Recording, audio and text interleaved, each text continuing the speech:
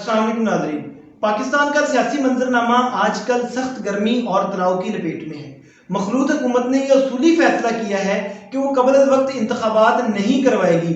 فیصلہ یہ لیا گیا ہے کہ حکومت کو 5 سالہ مدت پوری کرنے دی جائے یا اس کے نزدیک ترین وقت میں انتخابات کروائے جائیں۔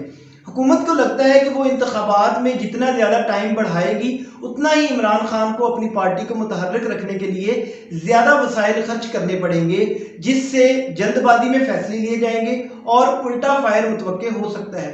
انتخابات کی مدت بڑھانے میں مدد دینے والا وقت پی ٹی آئی دور میں ہونے والی مزید کہانیوں کا پتہ لگانے میں بھی سہولت کار بنے گا۔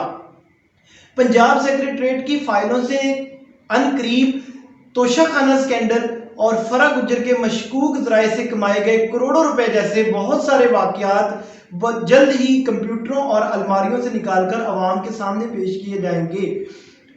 حکومت کے اندر موجود بااثر لوگ محسوس کر رہے ہیں کہ ان کے پاس معاشی صورتحال بہتر کرنے، توانائی کے وسائل اور مہنگائی کنٹرول کرنے کا بہترین موقع ہے۔